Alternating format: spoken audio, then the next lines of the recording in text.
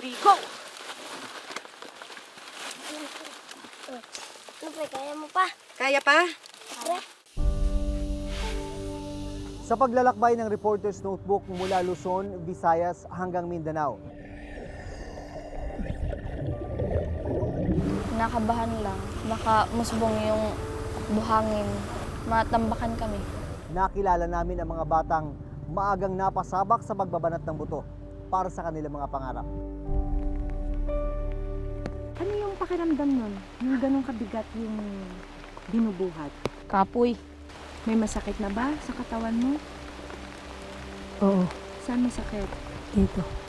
Masakit sa dibdib?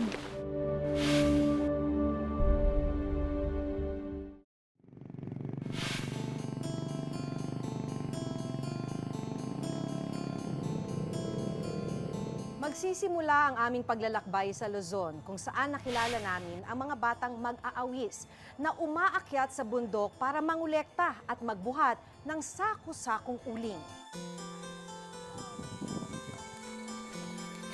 Sa isang bayan sa Quezon, naabutan naming paakyat ng bundok ang magkapatid na sina Marvin, 16 na taong gulang, at Bonbon, 11 taong gulang. Pag-aawis ang tawag sa ginagawa nila. Ito ang paghahakot at pagbababa ng uling mula sa itaas ng bundok. Huwag na! Kasama rin nila sa pag-aawis si Javen, 11 taong gulang. Ano yung mga bit-bit niyo sa likod niyo? Pang sapin po sa likod para hindi masakit. Ilang oras pa lalakarin niyo? Mga 1 oras pa. Habang naglalakad paakyat ng bundok, biglang napigtas ang suot na tsinelas ni Javen. Madalas ka ba mapatulan ng sinelas? Opo. Ba't mo tinatanggal? Mas madali ba? Opo, gawa pong paglalakad po madudulas po. Matapos ang halos 2 oras na pag-akyat, narating na rin ng grupo ang ulingan.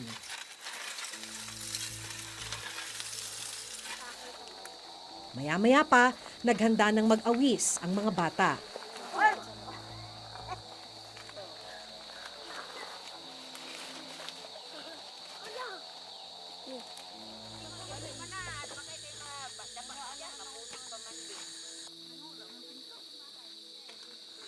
Dahil nagbabadya na ang ulan, nagmamadali na sila pababa ng bundok.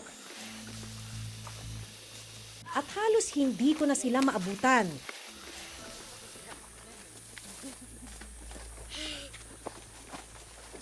Sanay na ang mga bata sa pagpapadaos-dos pababa ng bundok. Kahit 20 kilo ang nakapasan sa kanilang mga ulo. Isang maling hakbang, maaari silang mahulog sa malalim na bangin.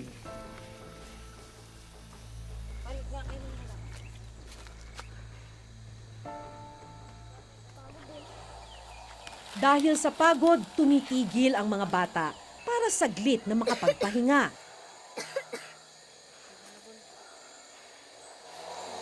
Nakakasakit din sa ano? Bigat din.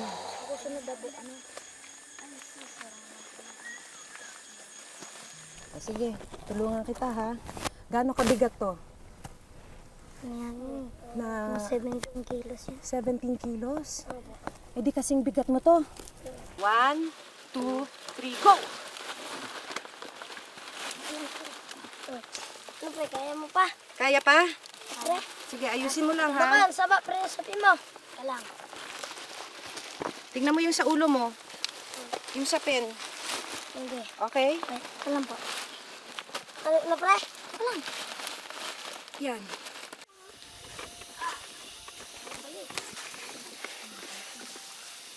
Ako walang buhat. Hinihinga na ako at pinapawisan.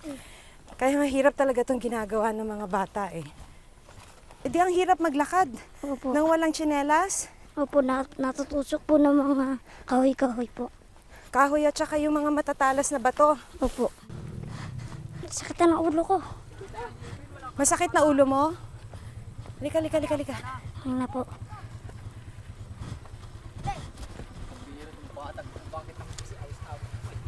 Baka na.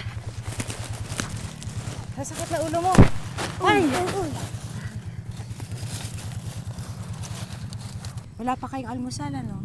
Nag-almusal na po ako. Ito lang po ang hindi nagkain. Ikaw, hindi ka pa kumakain?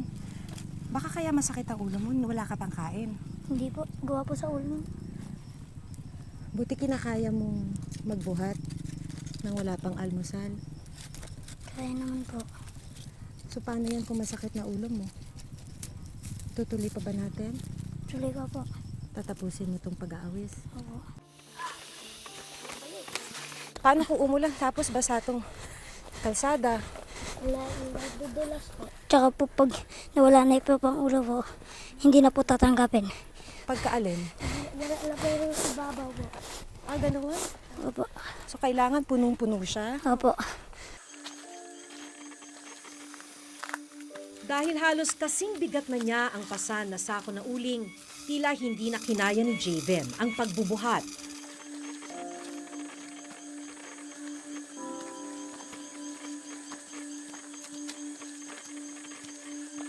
Pero kailangan pa rin nilang magpatuloy sa pagbaba ng bundok.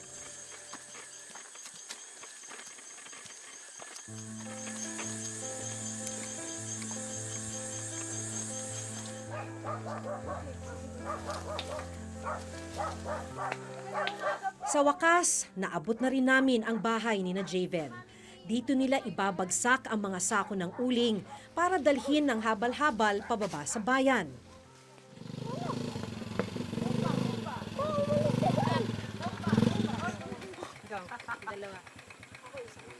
Mag-ate-ate lang kayo dito. Tubigan nito. 115 pesos ang benta sa isang sako ng uling, 25 pesos ang napupunta sa kanila bilang taga-awis o taga-buhat pababa ng bundok. Hati tayo dito sa... Bahagi nito, pambili ng pagkain. Pero ang ilang barya, iniipon nila para may panggastos sa darating na pasukan.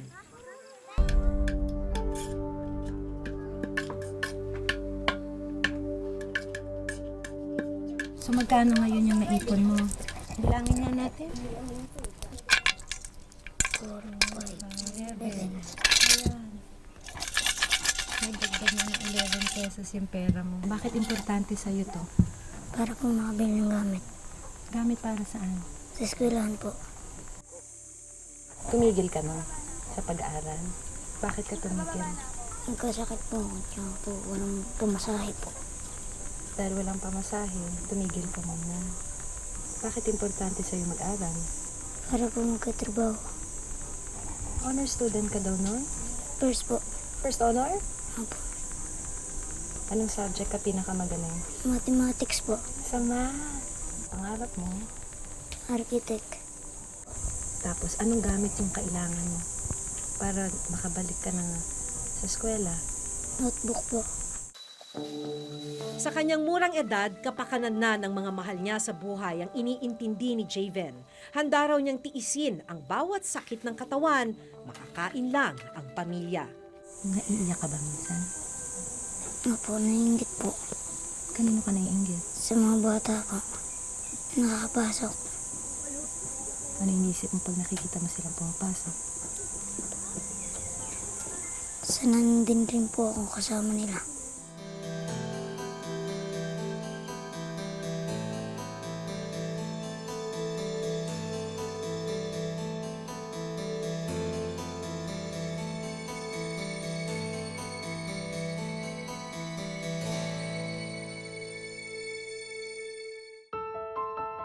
Ayon sa pag-aaral ng International Labour Organization o ILO, 3.3 milyong bata edad 5 hanggang 17 ang nasasadlak sa child labor sa bansa. Sa bilang na ito, 2.1 milyon na bata ang nag-aaral habang naghahanap buhay. 1.2 million child laborer naman ang tumigil sa pag-aaral para makatulong sa kanilang mga pamilya. Sa Visayas naman, matinding peligro ang kinakaharap ng mga batang minero sa ilalim ng dagat. Sumisisid sila ng mahigit 20 talampakan, makahanap lang ng mailap na ginto.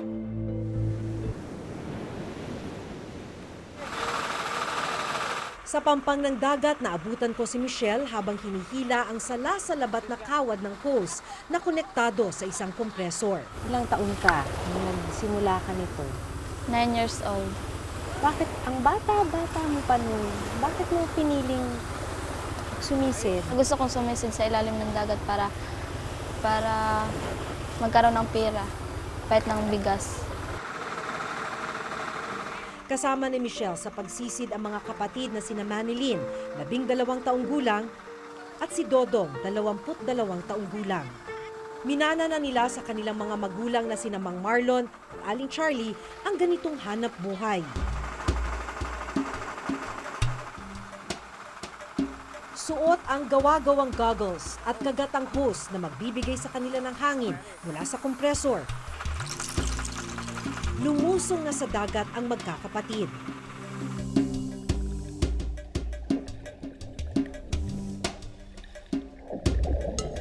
Pagdating sa ilalim, naglagay muna sina Michelle ng bato sa bewang na magsisilbi nilang pabigat para hindi sila lumutang. Sa lalim na 15 talampakan, narating nila ang minahan.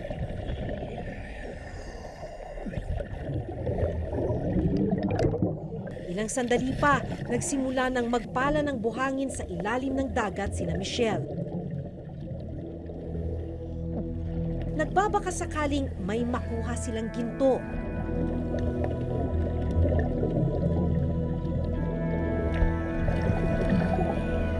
Pero isang bagay ang ikinatatakot ni Michelle.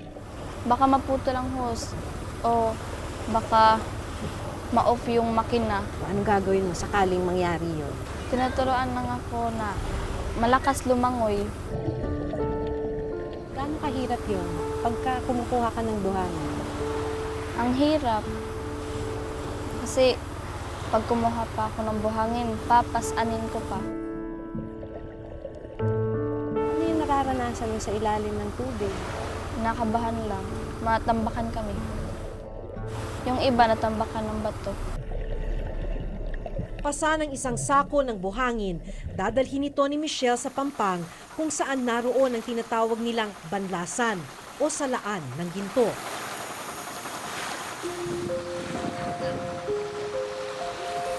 Paulit-ulit itong gagawin ni na Michelle sa loob ng 4 na oras para makaipon ng mas maraming ginto.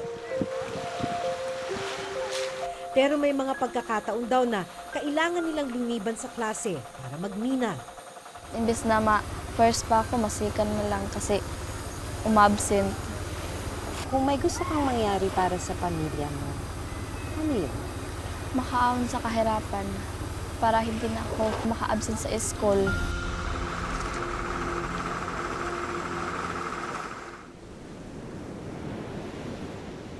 Deceiving yung itsura ng dagat.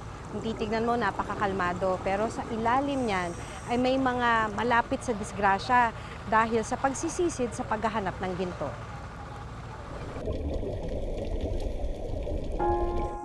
Isip niyo po ba na sana ay hindi sila sa ganitong trabaho? Oo. Ano po yun? Gusto ko na hindi sila magaya sa akin. Magtrabaho doon sa ilalim ng dagat. Dahil delikado eh. Mabuti pa, dito na lang sa baybay magbanlas.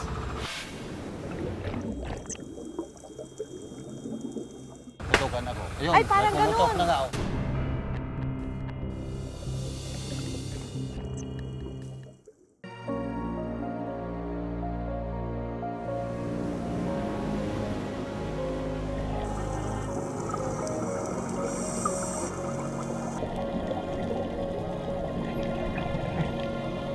Nakasalalay ang buhay ng mga sumisisid sa mga salasalabit na mga host na ito. Alam nila na sa bawat sisid nila, walang katiyakan na aahon sila ng ligtas. Ano ho ba yung pwedeng mangyari dun sa ginagamit ninyong host? Halimbawa, yung makina pag naubusan ng diesel, papatay siya, ganun. Ay kahapon nga, sumabog to eh. Minsan kasi pag magandang panahon, tulad nito tag-araw, medyo ang klima naman ng dagat, medyo mainit siya. Kaya kami minsan sumisisid kami ng alas 8, minsan umaahon kami alas 12:30. O bakit puputok? Putukan ako. Ayun, Ay, parang pumutok ganun. na nga ako. Pumutok! Oo, ayun. Natuklasan na host ni na Dodong ang pumutok. Maingat na hinila ng inang si Aling Charlie ang host ng anak.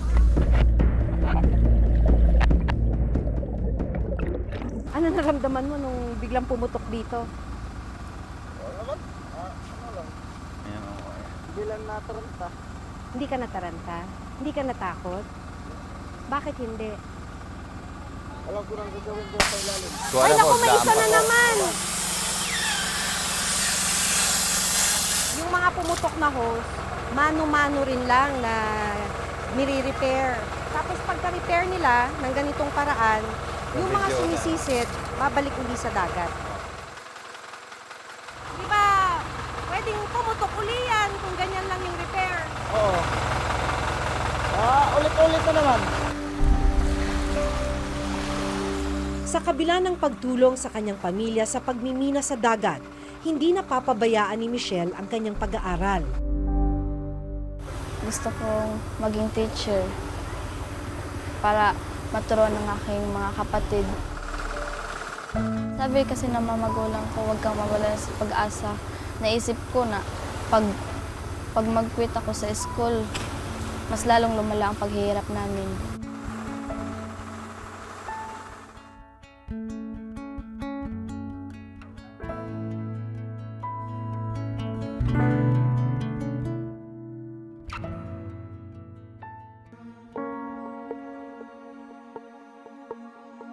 At sa Mindanao kung saan matatagpuan ang pinakamataas na bilang ng child laborer at pinakamahirap na kabataan sa bansa, nakilala namin ang mga kabataang nagtatrabaho sa palm oil plantation.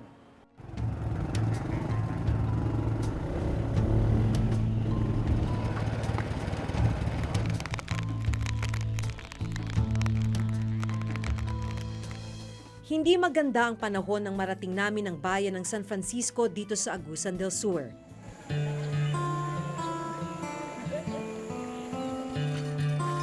Naabutan naming bitbit ni Christian ang isang malaking basket sa kanyang likuran. Gaya ng maraming taga rito, pangunguha ng bunga ng palm tree ang pangunahing kabuhayan ng pamilya ng 13 taong gulang na bata. Malayo pa ba tayo? Layo pa. Kasama ni Christian ang kanyang ama na si Mang Emil sa pangunguha ng bunga. Mahigit 1 oras ang lalakarin namin bago marating ang bahagi ng bundok kung saan nakatanim ang mga palm tree. So pag ganito hong maulan, konti lang talagang makukuha ninyo. Kunti lang. Pero pag bumabagyo, wala. Wala.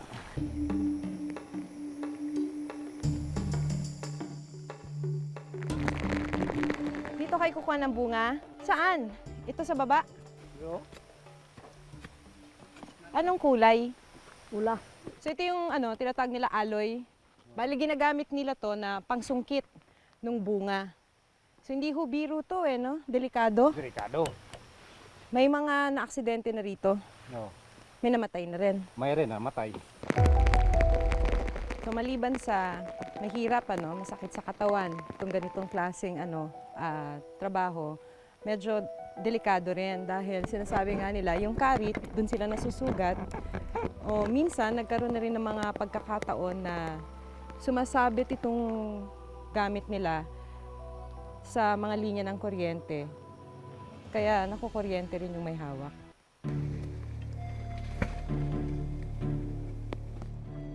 Si Christian kaagad hinanap ang mga bumagsak na bugkos ng bunga ng palm tree.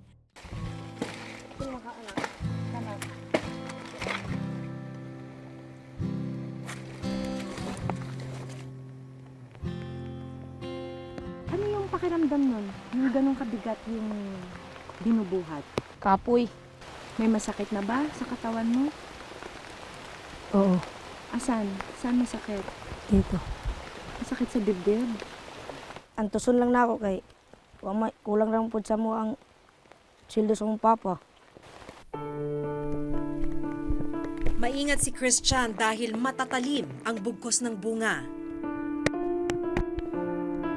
Sandali titignan ko nga. Mabigat? Ang bigat.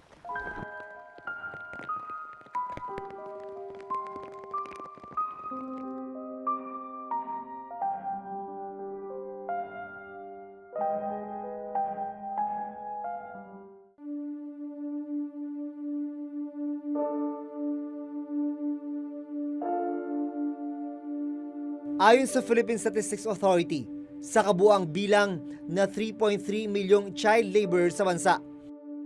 61.9% o mahigit 2 bilyong bata ang nasasadlak sa hazardous o mapanganib na uri ng trabaho. Target ng pamahalaan na mabawasan ng 630,000 ang bilang ng child laborer sa bansa sa taong 2022. Sa pinakahuling datos ng Philippine Statistics Authority, 3 ang mga bata sa mga pinakamahirap na sektor sa ating lipunan. Karapatang magkaroon ng dekalidad na edukasyon, malayo sa anumang uri ng mabigat na hanap buhay at magkaroon ng mga pangunahing pangangailangan. Ilan lang sa mga karapatang dapat na maibigay sa mga bata. Pero ang malungkot, marami pa rin ang hindi nakakaranas nito.